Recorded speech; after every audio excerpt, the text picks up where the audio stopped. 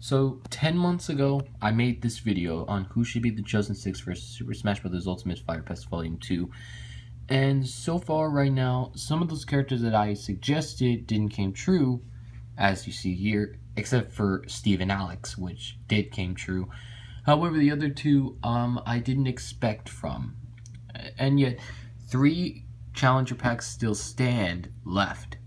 And the sad thing is, if you guys saw the Seth Roth presentation, it is sad to say that Gino from Mario RPG has been disqualified as a playable character and is a Mii Gunner costume once again.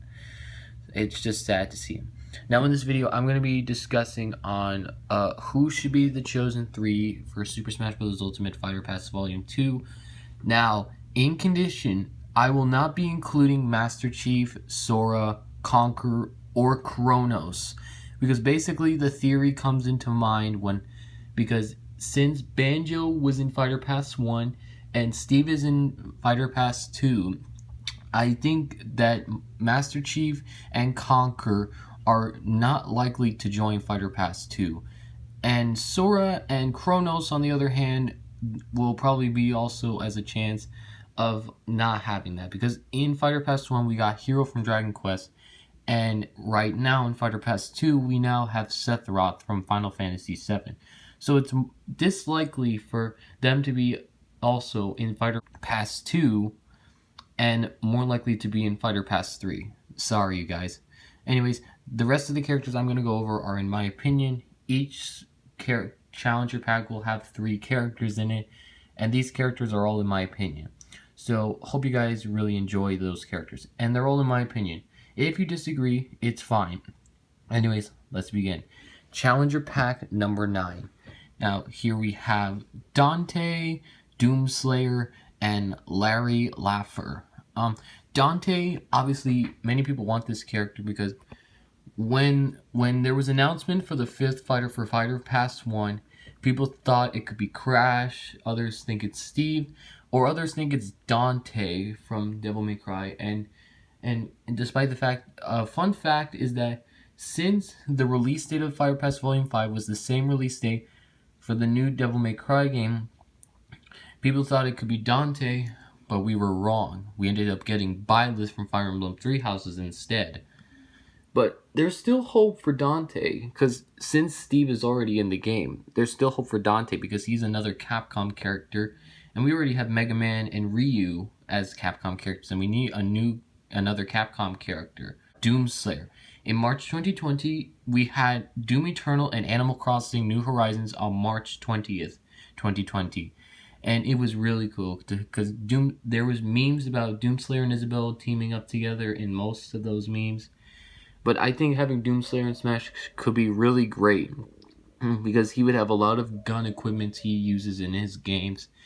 And either he's going to be a fighter or a Mii costume, there's still a chance for him to join, and which his moveset will be based off of all of his Doom games. And Larry Laffer from Luxurious Suit Larry series is really good because he's also a 1980s video game character, because despite that being, he was from the 1980s, just like Mario, Pac-Man, and Mr. Game & Watch, and we could really use another 1980s character like Larry Laffer. And of course, his moveset would be from all of his games, including his special gimmick where he could pocket projectiles and use his inventory and other things he uses. Challenger Pack number 10. Here we have Crash Bandicoot, Dig Dug, and Cooking Mama. Crash Bandicoot, many people want this character because, of course, Crash Bandicoot 4 It's About Time just got released for the PS5 and Xbox Series X, and also for PS4 and Xbox X. So, I think it's accurate for him to join Smash because people want this character. They all voted for him. Because even when the Game Awards was announced, people thought it could be Crash because one of the characters said, "Whoa," or "Whoa," as they thought it could be Crash Bandicoot. But we were wrong and we ended up getting Sephiroth from Final Fantasy VII. So hopefully he has a chance of joining the roster in either one of the pack numbers. Dig Dug, we could really use another Namco rep because Pac-Man is the only character to be solo Namco. and yet Heihachi from Tekken is a Mii costume. The character from Tower of Dracula has been a Mii costume, but no sign of Lloyd Irving at all of a Mii costume. But he's probably going to be one soon. Hopefully not, but we'll see about that. But for Dig Dug, there's a chance for him to be in because he would have a lot of attacks he does in his games, but there could be really good custom moves for his grabs and other abilities he uses, and he could give it a gimmick too. But in other words, and for Cooking Mama, now we finally got Cooking Mama for the Nintendo Switch, and her moveset will be based off of all of her Cooking Mama games and her gimmicks. She will be able to change different movesets from cooking to gardening to crafting and to other abilities she uses, including babysitting and other things she does. I would really like to see that be an awesome gimmick. And her Final Smash could be like Kirby's Final Smash in Brawl, which that could be really great for her to join.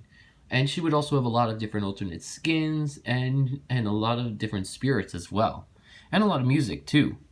Moving on to Challenger Pack 11, we now have Rayman, Bandana D from Kirby series, and Q Sugar Dust. No, Rayman from Smash is 100% accurate. Because fun fact is that when you find him in the battlefield stage, you could see Rayman frozen in ice. And if they were to release a trailer which showed Mario, Mega Man, Sonic, and Pac-Man fighting, and it would just involve the characters fighting each other, then Rayman opens his eyes and he sees the fight going on. And when he sees it, he breaks into the ice, and then he comes into the stage, and his startup screen shows up, which says Rayman breaks the ice, which could be a really nice intro for it. And then we will get a moveset on him, and some music will play on it as well, and it would just be really good. Because, the rabbits have their Mii costumes, and Altar from Assassin's Creed is also in. So it would be really good to have Rayman in Smash. Bandana D, obviously, we want this character because we need a new Kirby character, because Kirby, Meta Knight, and King Dedede are the only Kirby characters, and we really need another one.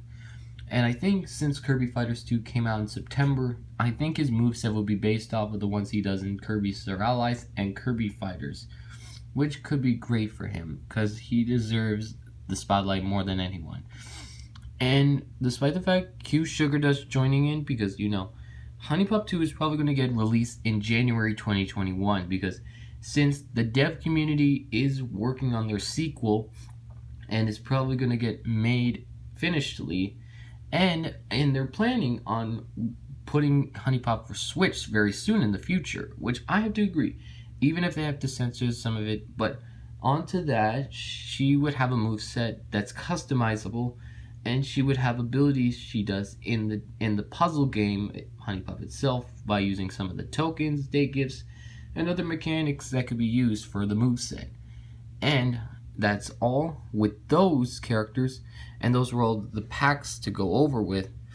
But to move on to theories with the Fighter Pass 3, because you notice when Sakurai was doing the Byleth presentation, you see 3 Pro Controllers, and Sakurai is also holding 3 fingers. So this could be theorizing to Fighter Pass Volume 3.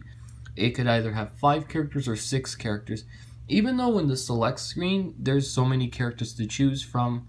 But I think if they just made the screen a little bit smaller, make the characters fit more, then there could be access to more characters joining. That's all for that, and I hope you guys enjoyed this video. In the comments section, please tell me, who do you think should be the chosen 3 for Smash Ultimate Fighter Pass Volume 1? Thanks for watching, and I'll see you guys next time. Bye.